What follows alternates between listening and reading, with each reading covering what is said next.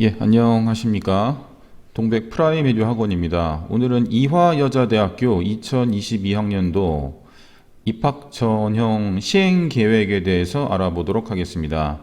그러니까 보통 2022학년도면 현재 고2 학생이 대학 입학할 때 어떻게 뽑겠다고 이야기를 해주는 겁니다. 미리요. 그래서 보통 이제 내년 거를 전년도 4월 달에 어떤 전형으로 어떻게 뽑겠다고 대학 측에서 간략하게 이야기를 해줍니다. 보통 4월 말에서 5월쯤에요. 그래서 최근에 각 대학에서 이제 입학 전형 시행 계획을 발표했는데, 이제 저는 이제 이제 동백 지역에서 많이 보내는 학교 위주로 한번 간단하게 이렇게 훑어보도록 하겠습니다. 그 동백 지역은 특징이 뭐냐면은 뭐 특목고도 없고요. 그냥 일반 고등학교입니다. 그리고 뭐 특기자 전형이라든지 뭐 그다음에 뭐 사회 배려자 전형 이런 거는 굉장히 적습니다. 그러니까 거의 없거나 적습니다. 그래서 일반 고등학교 학생들이 그냥 정상적으로 그냥 평범하게 갈 수 있는 전형, 그다음에 그런 요소만 골라서 이렇게 핵심만 간단하게 설명을 드리도록 하겠습니다. 예. 그래서 이제 가장 먼저 강조를 한 게 이제 약학대학을 설립했다는 거죠. 그래서 수시로는 한 30명 정도, 그다음에 아래 보시면은 정시 한 90명 정도를 선발을 하게 될 것 같습니다. 그러니까 그 이제 정시가 늘어난다고 예전에 발표를 했을 때 이제 대부분의 사람들이 어떻게 생각했냐면은 이제 정시 중에서도 의료 계열 쪽, 뭐 의치한이라든지 이쪽에 정원을 많이 늘릴 것이다. 왜냐면은 그쪽은 원래부터 정시로 많이 뽑았기 때문에요. 그렇게 예상이 됐는데 역시 약학대학 같은 것도 신설을 해가지고 의료 계열 쪽에 좀 인원을 더 많이 정시로 선발하지 않나 그렇게 생각이 되고요.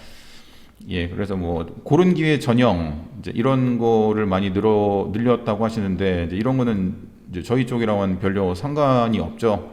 예, 그다음에 추천 전형을 좀 많이 약간 늘리셨습니다. 그래서 뭐 학교별 5명, 그다음에 10명까지 확대인데 이대에서 고교 추천 받을 정도면은 그래도 내신이 한 1점대 중반 혹은 초반 정도가 돼야 되는데 그 학생을 5명만 해도 제가 볼 때 충분할 것 같은데 이제 이런 거는 물론 이제 특목고라든지 이쪽 아마 학생들을 염두에 두고 이렇게 말씀을 하신 것 같아요. 일반고에서는 이게 별로 의미가 없죠. 예.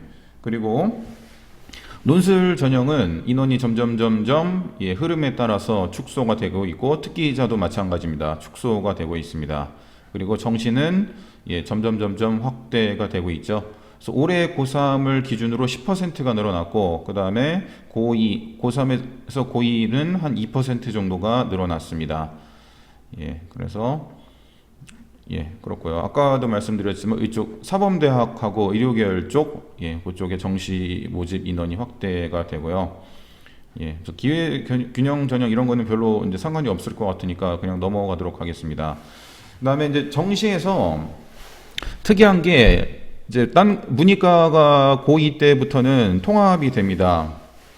그래서 인문계열하고 자연계열하고 이제 응시 영역을 지정을 해주시는데 이제 보통 문과는 확률과 통계, 그러니까 수 1, 수 2는 다 들어갑니다. 공통적으로. 이거는 반드시 보셔야 되고, 문과는 이 셋 중에 하나. 근데 이렇게 셋 중에 하나 선택하라 그러면 대부분은 이제 확률과 통계를 선택하고요. 그 다음에 자연 계열에서는 이제 미적분하고 기하 중에 하나를 선택 보통 하더라고요. 그래서 이거는 뭐 거의 정해졌다고 하셔도 뭐 이렇게 무리가 없는 수준이고요. 이렇게 뭐 이제 인문계 같은 경우에는 뭐 국어가 30, 수학이 25, 탐구가 25, 영어가 20, 그 다음에 자연계는 국어 25, 수학이 30. 아무래도 자연계니까 수학의 비중이 가장 높겠죠. 그렇게 해서 선발을 진행할 것 같습니다. 그리고 이제 간단하게 살펴보면 이제 모집 인원, 각 전형별 모집 인원인데요. 이제 교과가 400명이고 종합이 879명, 그러니까 거의 900명이 되는 겁니다. 그래서 뭐 고른 기회, 뭐 사회 기여자 뭐 이런 거 다 필요 없고, 그다음에 논술도 333명. 그러니까 여전히 학생부 종합의 선발 인원이 가장 높습니다. 그리고 수능은 뭐 이제 예체능 이런 거 전부 다 별개로 치고 수능은 한 677명이기 때문에 그러니까 아직까지도 학생부 종합의 비율은 가장 높습니다. 근데 이대는 특이한 게 보통은 이제 학생부 교과에서 최저 학력 기준이 있고 그다음에 학생부 종합에서는 최저 학력 기준이 없거든요. 근데 여기는 거꾸로 됐네요. 예, 교과에서는 수능 최저가 없고 오히려 학생부 종합에서 수능 최저가 있고 수능 최저도 꽤 높은 걸로 알고 있습니다. 그래서 세 과목이 총 6이 돼야 되는 걸로 알고 있는데 예, 상당히 높은 기준이죠.